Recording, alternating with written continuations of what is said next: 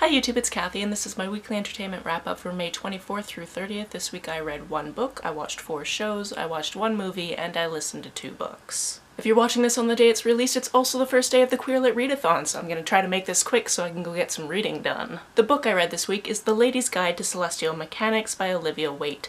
This is a historical fiction that is a female-female romance between this woman who used to work as her father's assistant in a very unofficial capacity. Not everybody realized that she was doing all of his math for him when he was corresponding with these other astronomers. One of the people she corresponded with is this countess, and this countess writes one day to say, "Hey, I need somebody to translate this text from French into English. It's a very important astronomy text. Can you recommend anyone?" The thing about the life of our protagonist in her very small town is her father has recently died, so she no longer has work to do for him. Her brother is being kind of a pain and wants her to maybe get out of the house, and her long-term girlfriend just married a man because that's what's expected of her without even running it past our protagonist. So instead of sending a letter to our countess, our protagonist just shows up on her doorstep and says, "Hey, I want to do that." What she didn't expect when she got there was for the widow to be smoking hot. This had some steamy old-timey sex scenes as well as a discussion about women in STEM and how STEM and art are both valid ways to spend your time and both valid things to pursue. And overall I really enjoyed it. On to the shows I watched this week. We're into the 3rd season of Scandal. Obviously many things are happening. I love how I always take a moment to tell you what I'm watching on TV but can't really tell you anything about it because spoilers. In any case, we're still in the realm of things I have seen before, but it's very fun to go back because obviously there are things that I have just forgotten and I'm like, oh yeah, this subplot,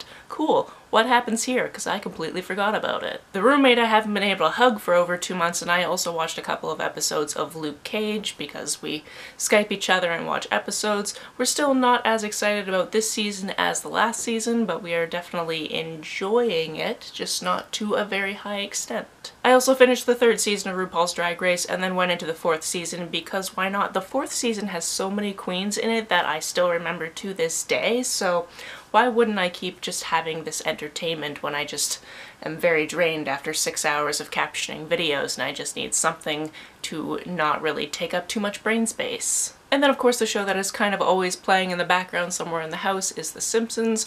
One of the things I want to note about this show that I've realized over the time where I've kind of just been half listening to episodes is there are so many suicide jokes. Seems like every other episode there is a suicide joke and I'm just like, can we not? But then again, we're somewhere around the 12th or 13th season, so this is like 2 decades ago. Speaking of 2 decades ago, the one movie we watched this week was Hercules, because why not? The people in the house, which is me, my new roommate, and my partner, have a list of movies that we kind of think of while we're hanging out and put it on a list, and eventually we're just gonna have a very long movie day, although we're not gonna get through that list because it's got like 25 movies on it, but Hercules was one of them and we decided to knock that out. And obviously we had fun singing along because that's what you do. Also, I don't think Megan had ever noticed the Scar cameo before, so it was very fun for her to notice that. The 2 books I listened to this week were Catching Fire and Mockingjay. If you watched my last weekly wrap-up, you know that I listened to The Hunger Games and it was narrated by Tatiana Maslany and that was amazing,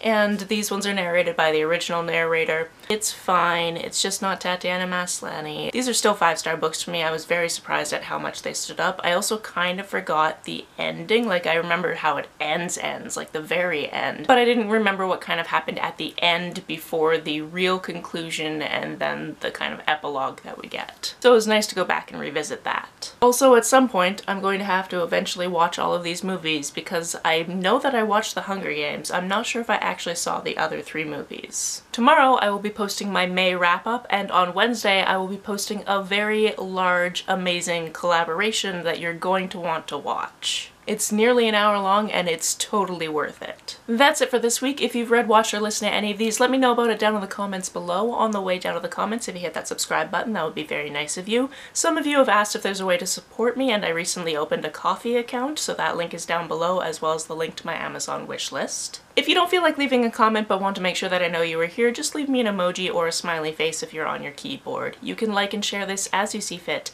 and I will see you very soon. Bye!